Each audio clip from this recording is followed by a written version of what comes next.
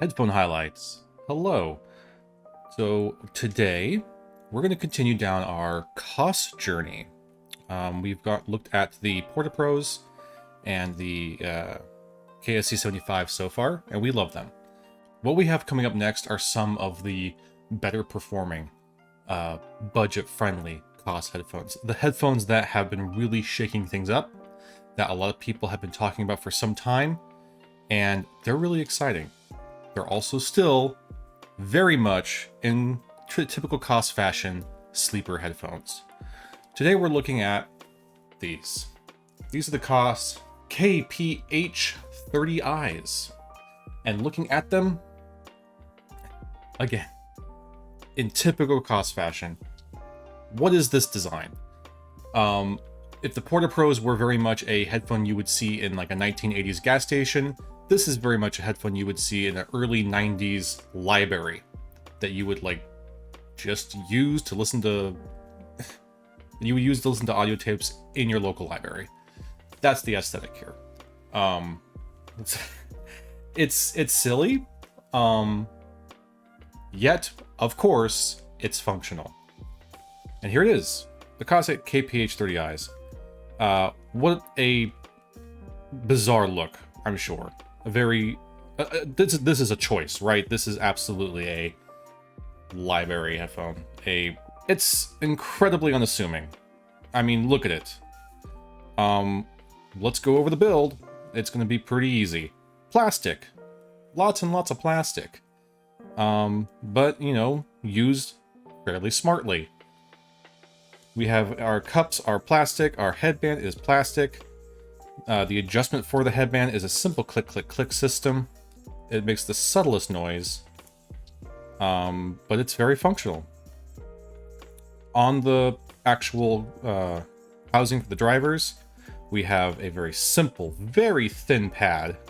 That's a very, very thin pad, but it is similar to the PortaPros, just a nice, simple foam. Nothing else to really say much about. How the driver seats itself to the actual headband, though, is fairly interesting. This is a rubber membrane right here, and it allows for the driver to, not extensively, but to a limited degree, kind of wobble around. As you can see there, it wobbles. That's nice. It just allows for a little bit of free range of motion, and it works. It's functional. You have your Koss screen printed there on one side. Also your model number up here. It goes all the way around to, again, Koss and the model number. Your left and right indicators are on the inside, right and left. And then rather than just having the headband itself, we have a comfort strap. Now this comfort strap is sitting very, very close to the top of the headband, and that might make you think that maybe it's not super functional, but it does allow for some extra width from the headband, and that's pretty important for comfort. It is just a rubbery silicone comfort strap, and it does the job. It doesn't really have a lot of room to move around, but it doesn't really need it. When this is sitting on your head, it kind of does a little bit of that. So it almost floats right around where the top of the headband is. It does the job. We do have permanently attached cables, which is unfortunate, but again, we're talking about a very budget-friendly headphone here. These are $30. $30. That's going to become very important as we continue. So yes, permanently attached cable, a very thin cable, which does come down into what is a microphone.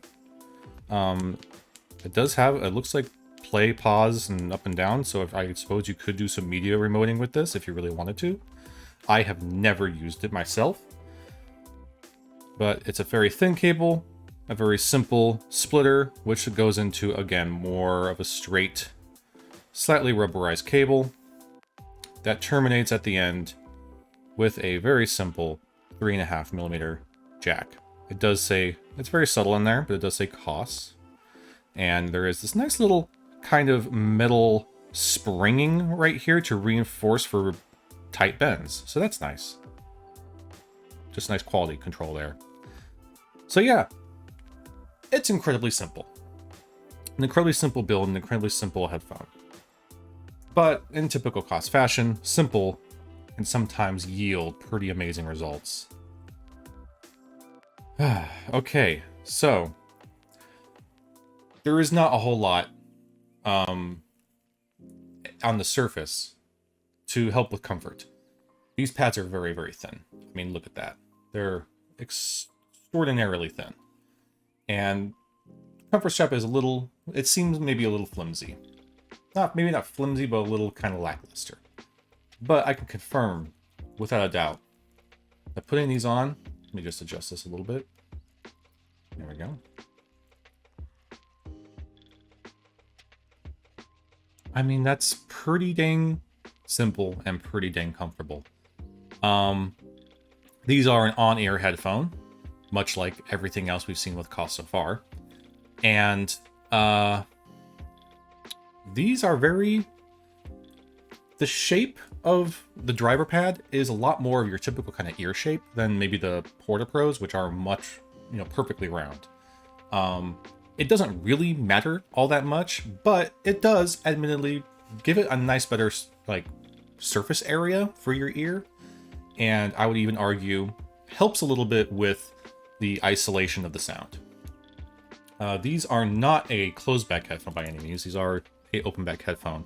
And not just because they're on ear, but these are vents, as you can see right there you go, right around there. Those are air vents. So it does help them breathe, and it also lets the sound escape. So these are open headphones. Wearing these for comfort, I will say right off the bat, the head strap, the comfort strap, is excellent. I'm perfectly content and perfectly comfortable. I am not concerned at all of... I'm not feeling any kind of pressure points, nothing. I mean, these weigh nothing, which shouldn't be much of a surprise. They're just light plastic. They weigh nothing, so you got nothing coming down on your head. But I just want to reiterate that, yeah, the comfort up on the top of the head is fabulous. I mean, they're excellent comfort for the head.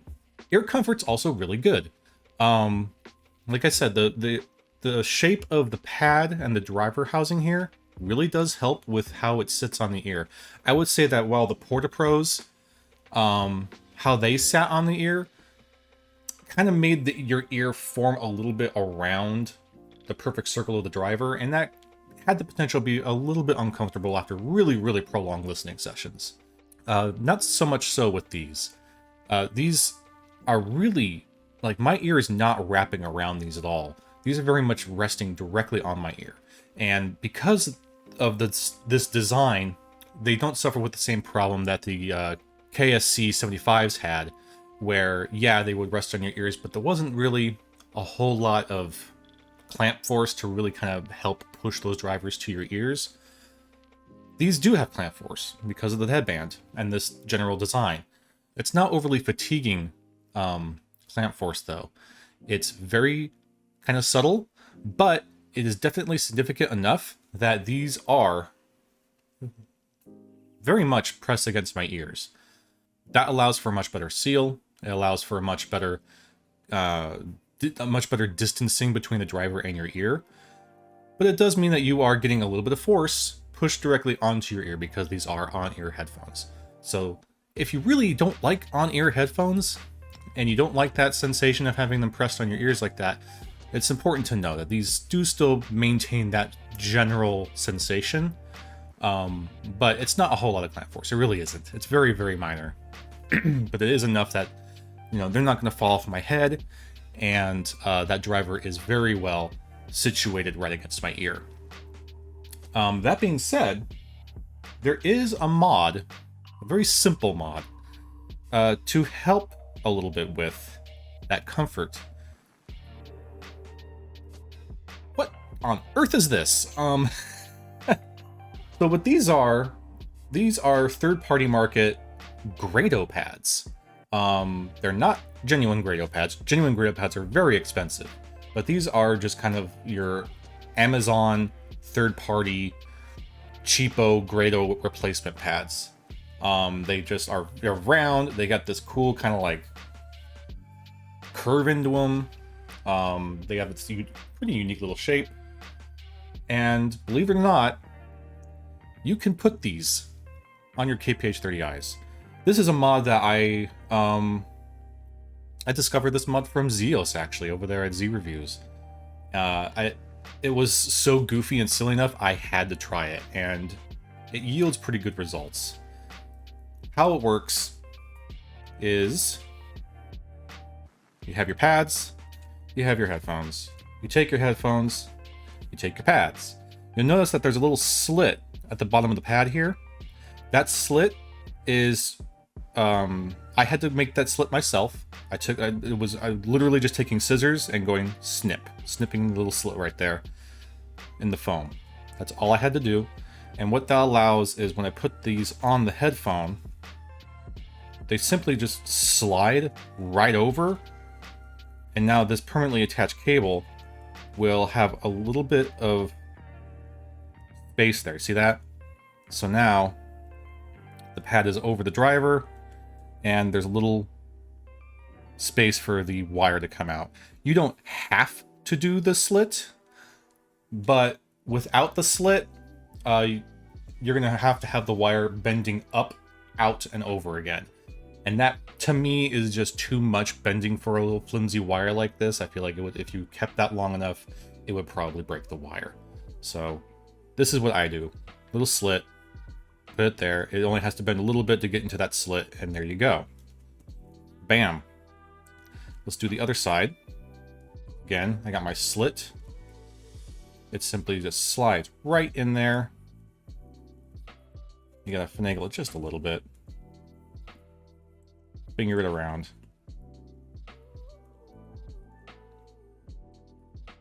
But eventually, it will just pop right in there. And it almost is like a perfect fit. I mean, really, look at that. This driver housing, it almost perfectly fits these things. Almost like they're meant to be. So now, your kind of library, 1990s library aesthetic has become this. And that's something different. Wow. It looks ridiculous, but it changes what was a on-ear headphone to essentially an over-ear headphone. I mean, look at that surface now. Heck yes. Now, this isn't exactly an over-ear. The way that these pads are shaped, you look here, they have this little dip here, which does help, but your ears are still touching the pad. I mean, my ear is probably touching a little bit around this edge and a little bit up here as well. So they're not exactly over ear, but they are a lot less of the foam is touching my ear than it was without these. So rather than it just pressing directly on my ear, it's more like just the edges of this new Grado pad are just touching like the top and bottom of my ear and kind of compressing it a little bit. But yes, this definitely, not that it was uncomfortable before, but these definitely improve the comfort. Changing what was a, minorly clampy on-ear headphone to a still clampy, but now much more evenly distributed semi-over-ear headphone. So it's a cool mod. And it does more than just affect the comfort. But talking about our comfort scale, our cloud system, without the pads, they're still, in my opinion, quite comfortable.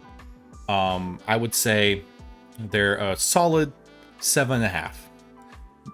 Well, I'm gonna give them a 7. They're 7 clouds of comfort without this Grado pad mod. Because they're so light, and because the clamp force is pretty freaking minor, it's really not much of a deal breaker. But over time, it can get a little fatiguing. And when I say over time, I mean hours of listening. So keep that in mind. 7's really, really good. With the pads, that bumps it up a full grade. So we're going from a 7 clouds of comfort to an 8 clouds of comfort with these pads. They improve the comfort that much. And I just, as silly as they look, I love the results of it. So, okay. We got our build, we got our comfort. The sound. I'm going to take the pads off again to talk about this. So, they maintain a very similar Koss sound. It still has that Koss flavor, that Koss sound signature, if you will. So, if you can imagine this, very much like your Porta-Pros, but everything's better. Everything. These are different drivers from the Porta-Pros. And it shines. While they maintain that similar sound signature, you are getting significantly more clarity. You're getting significantly more range. Your extension in the high end and the low end has expanded. And you're getting more dynamics. Wow, it sounds really amazing. And for $30, it's once again Koss setting a bar of what is possible and how can anyone possibly match it. Because, oh my goodness, do these sound incredible for $30. Your vocal presence is extremely intimate and crystal clear and very rich. Male vocals have a nice resonance to them, and female vocals have this like crystallarity. That's not a word, but that's the word I'm making up today. A crystallarity to them, a very kind of shimmering sparkle, and it's so clean and clear sounding. Treble range is really impressive. It never hits sibilance. It is still, in terms of like neutrality, this still isn't a very neutral headphone. It's probably slightly more neutral than the Porta-Pros or the KSC75s, but still not what I would call a neutral, like monitoring level headphone. I mean, look at it. You shouldn't be too surprised. Still incredibly impressive. So your treble range is slightly recessed from neutral, but what that still delivers for you is really, really high, clean notes that are very, very quick and very, very concise, without being fatiguing. And then the low end, very, very punchy, very impactful, but very, very natural. These are not big, booming, ridiculous, bloating bass headphones, nor are they bass light. These have a good, fun amount of bass that is not overwhelming. It is a much more higher quality bass than you get with the Porta-Pros or K75s. And it hits harder and it hits deeper. The extension on it is very, very noticeable. You're hitting much lower notes much more frequently. And just the quality and texture of that bass line is phenomenal. Excellent, excellent. They are open. You have soundstage. It is slightly wider than your Porta-Pros. Porta-Pros already had a pretty good amount of soundstage, so we're going from a soundstage that's maybe about here-ish to here-ish. It's a subtle adjustment, but it is noticeable. You are getting a little bit more. And then your imaging has improved. Things are a lot easier to identify and pinpoint all around you, particularly with instrument separation. Instruments are a lot better defined than they were with the Porta-Pros or the 75s. So you're getting detail, you're getting mid-range clarity and richness, and you're getting more impactful, deeper sounding bass with a much wider, larger, grandiose sound. And better imaging. And that's as they are, just like this, okay? What happens when we put the pads on? Because this is a pretty substantial change to the headphone. You're changing what is a direct on-ear headphone to a semi-over-ear headphone. And you are pushing this driver much further away from your ears. So how does this affect the sound? You might instinctively think, oh, it's got to kind of have a negative impact on the sound. You would be wrong. With these pads, substantially more impressive soundstage. Shouldn't be too much of a surprise. The driver's getting further away from your ear. That kind of tends to happen. But with that extension of soundstage that you're getting with these, you're not losing in any kind of audio refinement, any kind of audio clarity. I don't exactly know how it's possible, but somehow this pad is able to maintain the same kind of clarity and refinement and detail that you're getting with these, but with a grander sense, with more space, more spaciousness, more air. You're maintaining almost everything that I've already mentioned about this.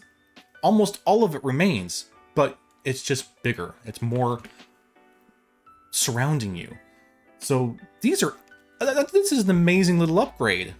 These little pads are, if you're not buying the official Grado pads, they're pretty cheap. They're probably like $12. And with that, you are not so much improving the sound so much, because these already sound incredible, but you're maintaining incredible sound while gaining a larger soundstage. I would say the baseline might be elevated a little bit, so these pads make them a little bit warmer, slightly, but just because it brings up that baseline just a bit. But the main thing you're getting is additional soundstage. These already have pretty good soundstage. With the pads, they have better soundstage. You do have to naturally bump them up with a little bit more power with the pads to kind of get that same volume level. But man, it's awesome. Oh my gosh, what an amazing combo. This is not, let me just be clear. This is not a requirement, okay? These are incredible headphones in of themselves. Absolutely phenomenal. An absolute must buy, an absolute must try. They're so cheap, try them. Okay? My God, how could you not? But if you want to make them sound even huger, try the Grado pad swap. It works. It totally works. So yeah, man, these are phenomenal little headphones. Koss just, almost like with every new little iteration of their kind of budget line headphone, they just nail it over and over and over again. Of the Koss headphones we have talked about, of your Porta Pros, of your KSC75s, these are an improvement. Flat out an improvement from those two. The design is, either you're into it or you're not, or you don't care. There are fun colors, you don't have to have this kind of space gray. I think there's a black one, I think there's a white one, and there's like a very, even more 90s library aesthetic of like a light tan brown. If you want to go that route, thinking like Noctua PC case fans kind of color. But yeah, they're amazing. They're incredible. This mod is really easy to do and makes what is an already incredible headphone that much more enjoyable. So there you are, your Koss KPH30i's. They're amazing, and they have been the Koss headphone to own. I mean, they're all great, but these have really been like the ones to own until within the last year or two. So stay tuned for that. We have one more Koss headphone we're going to talk about today. Not today. We have one more Koss headphone we're going to talk about in this collection. At least for now. When they come out with something else, you better be talking about it, but they're great. They're amazing. Stay tuned for what's coming next, though. Okay. There you go. Koss, quick and easy, simple to do. Great, amazing budget headphones. Give them a try, and thanks for stopping by.